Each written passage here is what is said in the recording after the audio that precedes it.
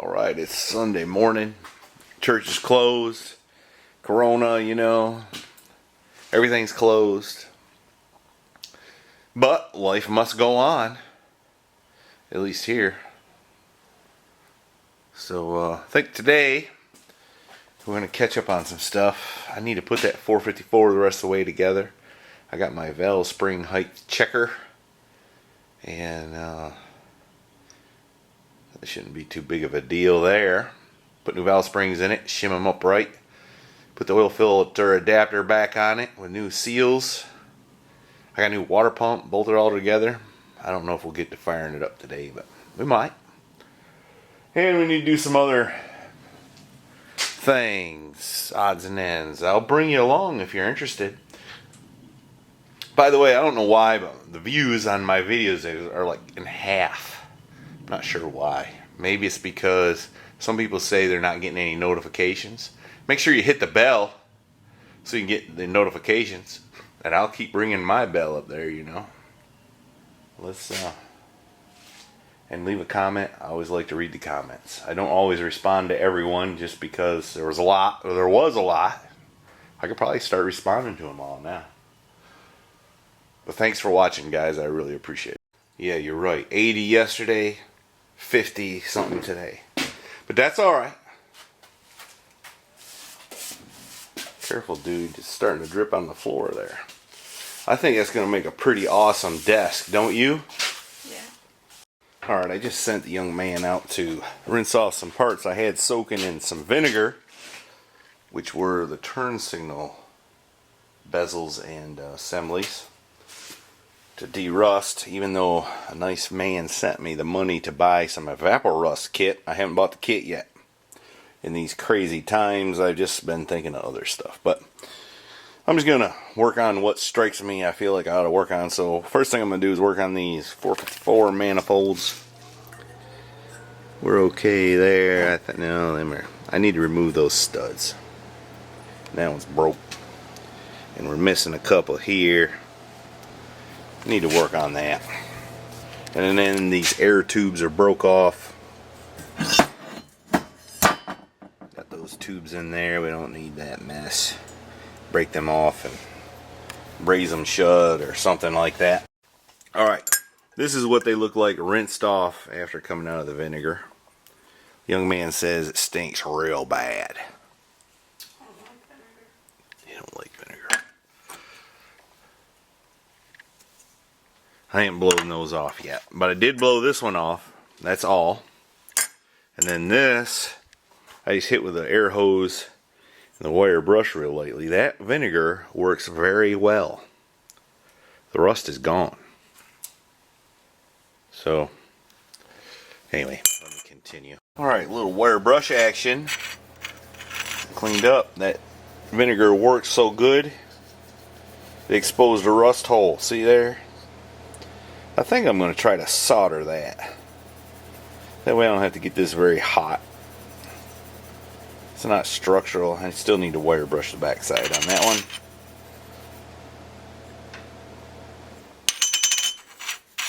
Anyways, that's not the main goal of the day, but it's food for thought. Alright, we got the young man shining up the glass lenses. And here's what I come up with so far. I got the new receptacle. I gotta remember, you're all looking at the camera. I pinched this area right here so that my new socket would fit in there tightly, and then I've test fit a bulb. We're gonna have to use the 1157 NA, which signifies amber, and I've checked it. The lens fits, everything fits. So now I gotta figure out how I'm gonna mount that right there. I was thinking I'd solder it. I don't know, I might still do that. Seems like that'd be the smartest thing. I could weld it with my little torch. I could do that too. What do you think I should do? Solder or weld? Well, it kind of... Or epoxy? It can, I don't know. I'm not an expert on this. Take a pick. All of them are good options. I would say solder. Okay, we're soldering it. The man says solder it, we're soldering. Alright. here's a weakness in this design. Now these things are off Amazon and you can guess where they was made at, but that ground wire is just wrapped around the spring. And then you have to gamble that the spring makes contact with the inside of this throughout the course of maneuvers. And chances are that won't work forever. So what I'm going to do is I'm going to get rid of that. I am impressed though that somebody wrapped that wire around the spring. I don't think I could do it. They must got little hands over there in China. So what I'm going to do is solder a wire, or a connection maybe, that's better, to this housing that can be grounded. It'll probably ground when you bolt it to the fender, but I bet some of y'all chased reasons why lights don't work, and lots of times it's on account of it don't ground good. So let's alleviate that problem. Alright, using my little Cobra torch there, which is probably overkill for soldering, but it worked. I soldered that piece in place. I hit it on the wire wheel to clean it up a little bit. And I left the extra glob there. And then I used that to solder another ground wire on there. That's a little bit ugly, but hey, ugly's alright sometimes. So, let me put it together. Actually, before I put it together, I just kind of test fit it, but I need to paint it. So let me solder the other one and get my ground wire on, and I'll paint them both. And then while I'm feeling froggy, I might try to solder that up. Practice always makes perfect. The trouble is, about the time you figure it out, you're done and you don't have any more to do. That's why you want to hire a professional when you do stuff like this, folks. You do it yourself, you got a learning curve. This time I just used some, I used acid core solder the first time to solder that piece together. This time I put some flux on it and used that 50-50. And I just heated up a little bit with a smaller flame on my torch, and it just sweated together like a copper fitting. And I've got a nice little piece of extra right there I'll be able to solder my ground wire into. Tenfold. There it is. Now let me clean it up on the wire wheel a little bit and it'll be ready for paint. Alright, now let's see how this works. I put a little Stay Clean flux on there. And I'm going to take my torch and warm it up. Yeah, that's where I charge my batteries. And try to fill my hole. Let me see how it shakes out here. Well, that's a little bit of an art form, ain't it? I filled the holes. And I got some droopies. That's alright. That shouldn't be too hard to fix. And it didn't get it hot. Very hot. Aaron, you know, he had to get him a snack, but I'm going to try to smooth up my droopies. Ooh, look at that. Look how quick that happens. Ah! I got a hole in it.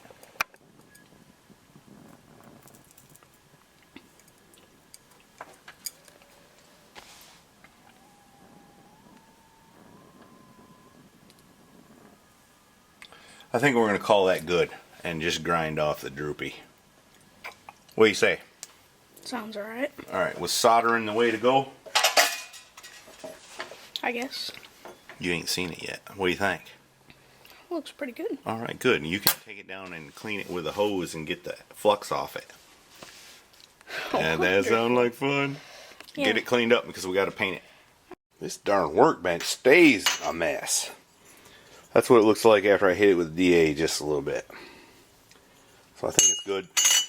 I'm going to go on and prime all this stuff. Alright, now that I got the paint drying, by the way, them things are a little spicy. I'm going to clean up some of this mess, not all of it. And I'm going to get back to working on them manifolds. And I got the poly drying here. Pretty soon we're going to need to put another coat on. The young man's out vacuuming my truck because he's bad to rub his feet all over everything. Looking pretty good, ain't it? Alright, here's what I'm fitting to do. I'm going to braze those air tubes shut. That's what I'm going to do. That's a snackiness boy. Alright, that boy has cranked up that truck. Anyways, I brazed those shut, so they should not be a leaker any longer. By the way, I was watching Half-Ass Customs. That guy's pretty good. He does all kind of cool stuff. Anyway, I noticed he was brazing something, and he does what I do. Braze my pieces together so I don't waste them. Now he shut the truck off. Reminds me of when I was a youngster. Anyways, Half-Ass Custom, I started watching him because of DD Speed Shop. He builds rat rods really good, just the way I like it. Low buck. Alright, now I need to get these studs out. I think I'm going to heat them up. Try to get them out without causing myself a whole lot of aggravation. You know, I'm an awful hoarder and scavenger. I found a whole handful of these 3/8 studs somewhere. See them in there? I've used them out how many times on exhaust manifolds. Alright, we were successful on 2, but on the first one I got a little overzealous and got it hot and started twisting and thought it was turning, but really it twisted off. So now I'm going to have to use trick number 2, which is weld a nut on there with the MIG welder, and it'll probably come out. Let's see if that's so. Alright, I just welded a nut on there. I'm going to let it cool off. Tap it a little bit. Gently work it with a wrench, and probably I will succeed. Probably. Here's another little trick you can do. Take a candle. It's still too hot to do it, but when it cools off a little bit, just put that on there and that wax will kind of wick down in there. You wouldn't think it'd help, but it does. It didn't work that time. That's okay, not to worry. Just do it again. You can see the weld's pretty porous, a lot of porosity, so I didn't get much strength. Let me do it again. Alright, that's been a challenge right there. I've welded 5 nuts on the thing, but I finally got her, I think. I used all my tricks. Candle wax. This time I welded the nut on a 1/2 inch nut. Heated this up red hot and then put candle wax on it. And now it's finally coming out. It'd be a pain to do that on the truck, wouldn't it? Mm-hmm. Oh yeah, and he's putting another coat on his desk, which is good. Alright, now we're just going to run a tap through, make sure the threads are clean, using my little thing I made. I learned how to do that from Tubal Cain. Check him out on YouTube. That dude knows what's up. Anyway.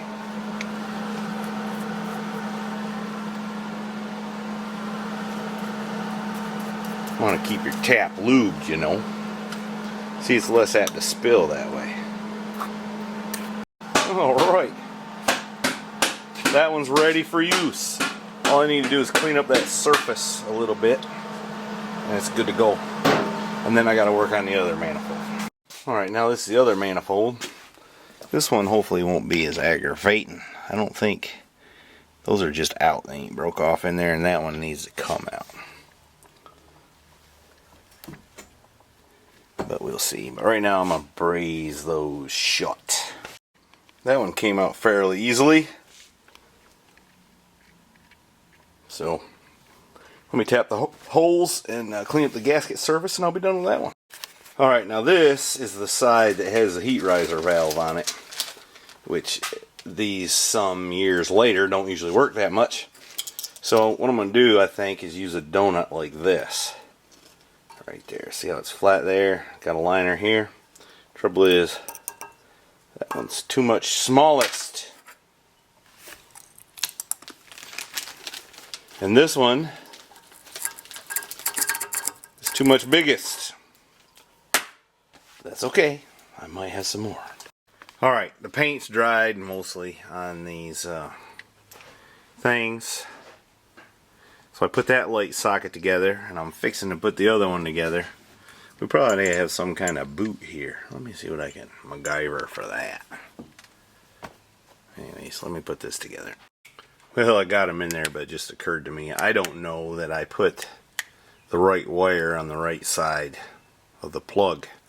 If I ain't careful, I'll have one bright filament burning when I want a dim one burning, and vice versa. Maybe I better double check that. Alright, that's what it's looking like. I'm going to check them and make sure they work. I'll show you how they look behind the lenses. I bet it looks pretty cool. And then we'll figure out what we're going to do here. Alright, here's how it looks. That would be the bright turn. Do, do, do, do. And then this one, where'd it go? Be the running light. I think that's a success, don't you? Mm-hmm. Alright, turn the camera off. Alright, this is hard to believe, but I just tested that one and the bright filament ain't burning on the next light. So let me see what's up with that. Alright, best I can tell what the problem was, the bulb was good. This thing, where it was made in China, the alignment of these tabs versus those alignment tabs was off just enough it wouldn't make contact. So I scavenged one out of another socket. Works fine. It's aggravating.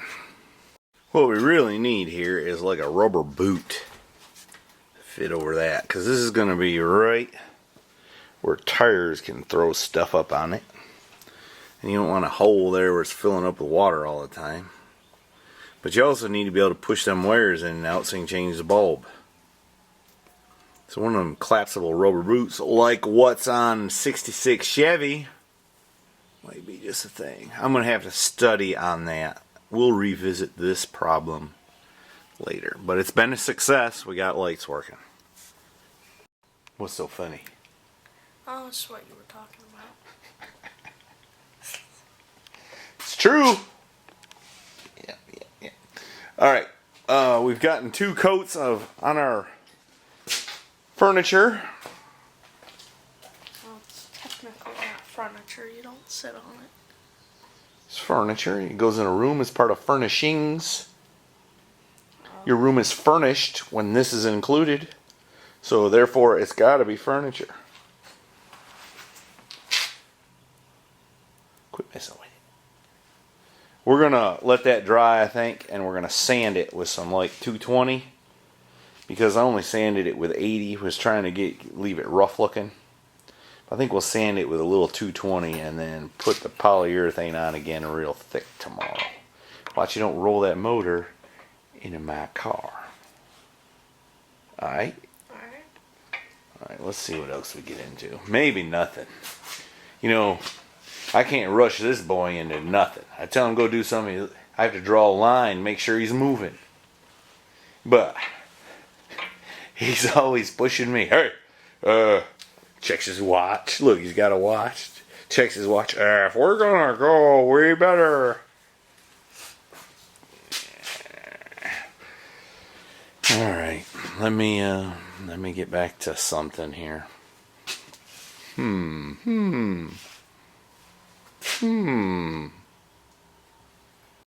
was thinking I'd work on that 454 a little more, but I really don't feel like it. I think I'm going to just go get cleaned up.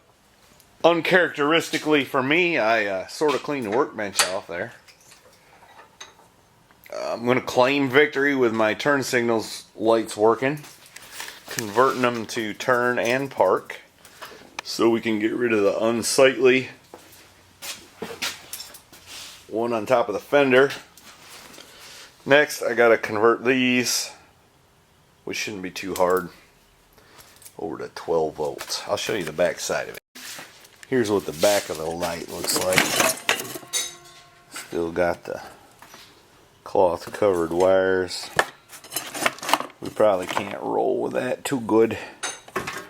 So I just need to take the headlight out, look in the back of the bucket, add some modern plugs, shouldn't be no big whoop. And make that work. And there'll be one less thing in the long list of things. Here's something else I realized the other day while I was laying under the truck. I got a handbrake built that goes right there. I thought I had a hole cut for it, but turns out I don't. I still got to cut a hole in the floor. And I got to build the transmission cover. Still got a lot to do here. But the reality is, if I just buckle down, I could have this thing running and driving fairly quickly. Fairly quickly. And so far, I'm still working. I hope that continues. But if it turns out I can't work no more, and they shut us down, I got plenty to do in the shop. I got parts stacked up. I can probably stay busy for 2 months if I need to. So ain't nothing about 2 weeks. You know, that's one thing I've often thought about. I see people on Facebook comment, "Oh, I'm so bored. I don't know what to do. I'm bored." I ain't been bored in years. I got so much to do. I'm one busy guy. So let that be a lesson to you. Idle hands are the devil's playground, my grandma always said. Alright, ring the bell, bud.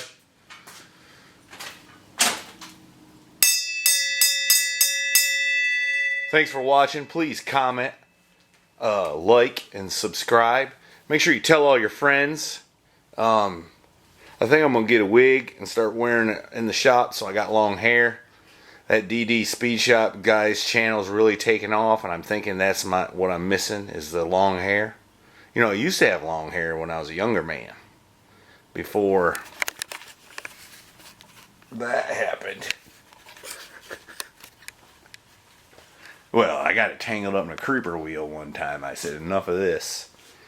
It's a little embarrassing walking around with a creeper hanging off your back till somebody cut your hair.